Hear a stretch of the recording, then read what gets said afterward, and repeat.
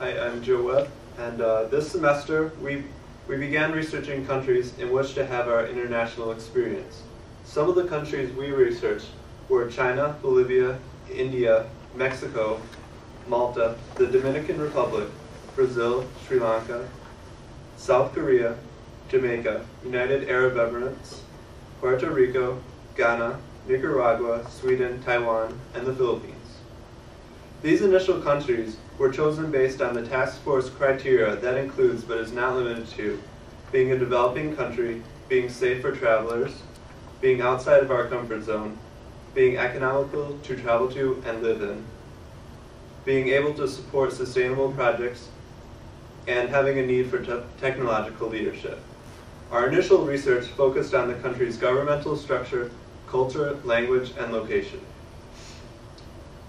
As our research progressed, we found a need to interview foreign people about their home countries in order to deepen our understanding of those countries. In order to get the information that we felt was lacking after our initial research, we developed an interviewing method.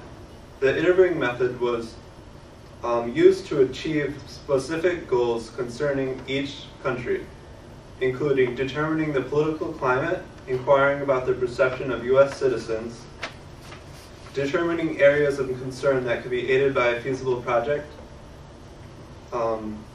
developing an idea of obstacles, challenges, and safety, and building reliable and vested contacts. An important part of the interviewing method was that it helped to maintain continuity between the interviews and stabilize the perception of the Pavlis Institute across campus. Our process of narrowing down the countries to those that would be best suited for our international experience focused on countries that we know that the Pavlis Institute has contacts in and those that match the Pavlis Institute's criteria the best. At this point, we feel that some of the most feasible project locations include Ghana, Sweden, Taiwan, the Philippines, Mexico, and Malta. We did not focus our research on Ghana because we know that the Pavlis representatives have already established plenty of contacts and projects in the Ghana region, and that they will open a new front in the summer of 2010, which is the summer that we will be traveling. Through our research, for example, we determined that Sweden could be a feasible location because it is at the forefront of renewable energy research and is very safe. However, we eventually decided to disband our research due to the country's high cost and our current economic downturn. Another example is Taiwan. We first became interested in Taiwan because of a contact that approached us, as well as because of its status as an industrial leader and the relatively low cost. Unfortunately, we eventually focused our research elsewhere after we were unable to develop sufficient project ideas in Taiwan. The Philippines was considered because of the contacts that we had established there and the great opportunities for projects. We also seriously considered Mexico due to its location, but we later determined that it may not be the best place to test our leadership philosophies in a global context, since many of us have already been to Mexico and speak Spanish. As I stated before, we did a significant portion of our research by interviewing various students and staff concerning contacts with international experience. One of these contacts was Mary Durfee. Mary was very interested in helping us develop projects for our cohort and future cohorts because of the possibility that we will go to Malta.